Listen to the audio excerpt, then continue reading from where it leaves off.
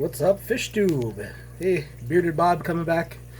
So we did a little exchange here. I moved a lot of the baby guppies over to this aquarium that the red cherries had come out of.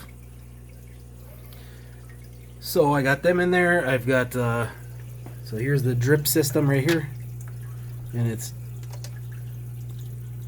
all of these parts came off of Amazon. Here's, these were adjustable flow rate drip irrigation things, and then it flows out through that homemade overflow system that we did.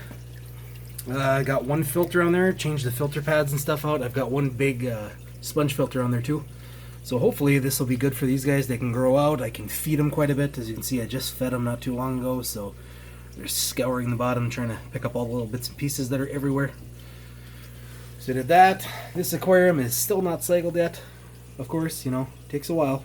But every time I clean out my aquariums now, I squeeze all of my sponges and intake sponges and stuff into this aquarium, which does help jumpstart the cycle, but it's not going to instantly cycle it or anything. So I fed this aquarium some Bacter today. This is the yellow Neo. Let's see. So I've been noticing there's one guy in here that is definitely more of an orange color rather than yellow. And it's very noticeable to me. I don't know if it'll show up to you if I can even find him right now. He's a bigger male. Well, if I find him, I'll try to show him off so you can see what I'm talking about. Well, there's one of them. So that one right there is a little bit more of an orange color. That's one of the babies.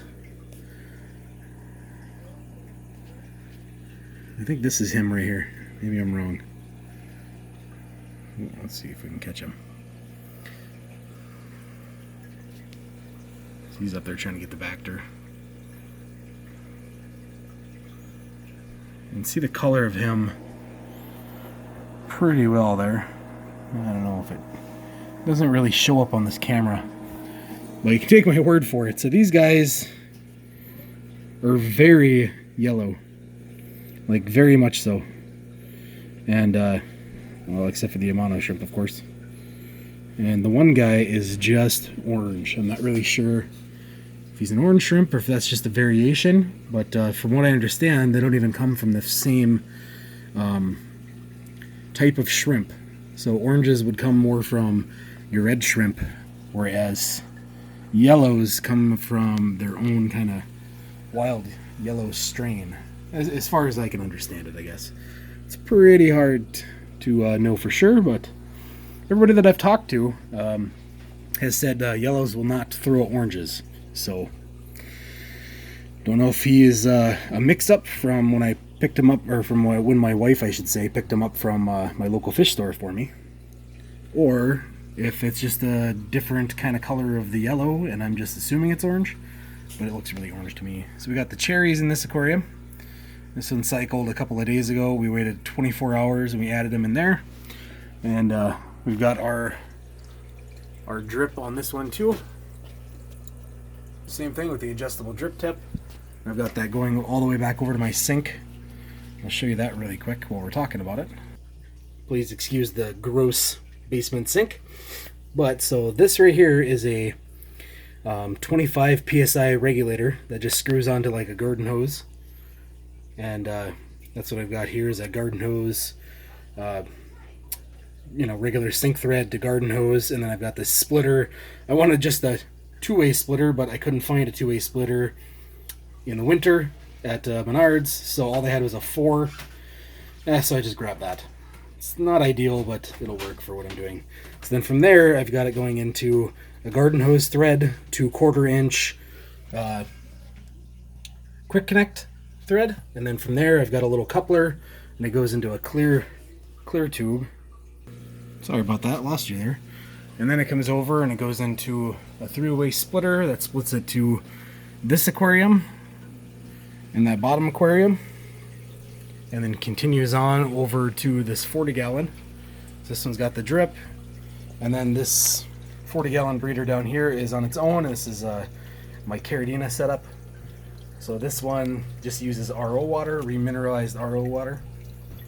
So this one's not on a drip system yet. I hope to set up something like a 5-gallon bucket or maybe some kind of a pond tub or something like that, so I can have a continual drip going into here too, and I can just have the overflow come out and meet up with the other ones.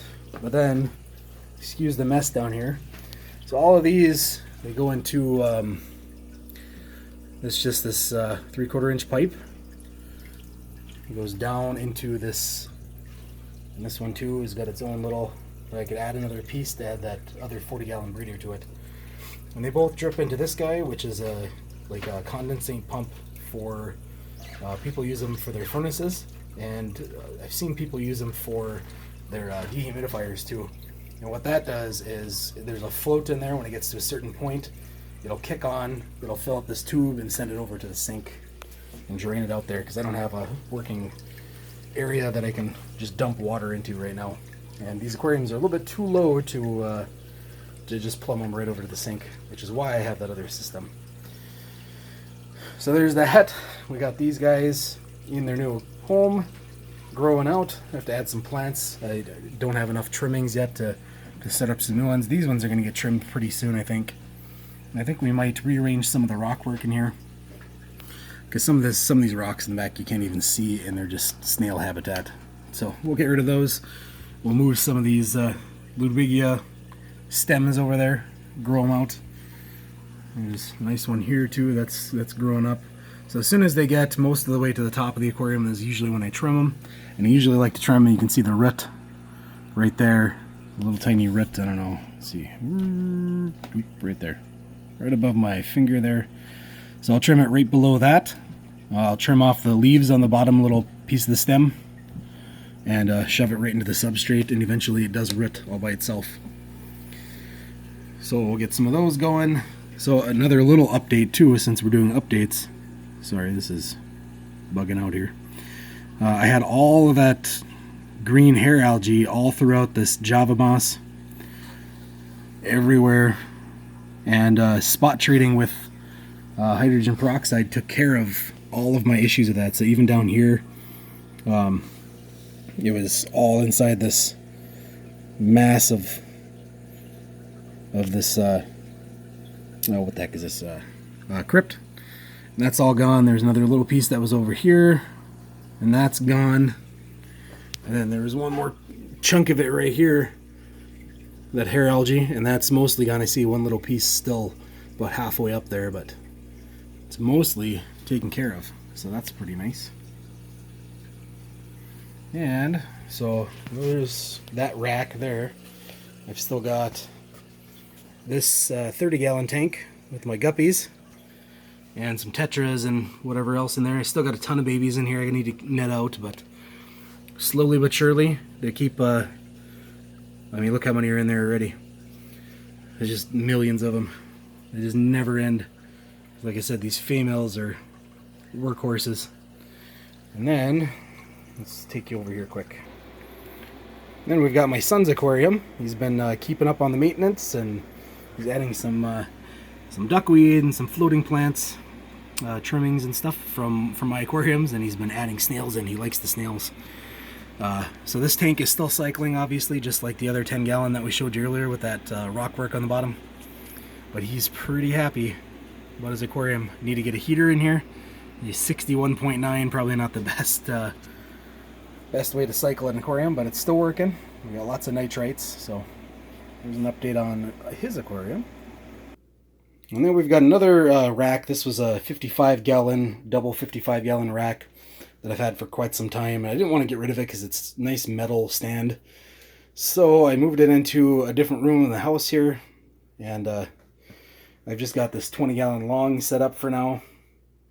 I'm thinking I'm going to do a pleco breeding here, so hopefully that works out. I've got another 55 down there, or another 20-gallon down there that I'd like to maybe put some more guppies in or something. We'll see how things go.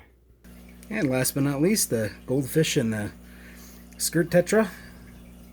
And that'll do it for this episode. I hope to catch you on the next one. If you have any questions, shoot them down below. I'll try to answer them as best I can, and we'll talk to you later. Peace.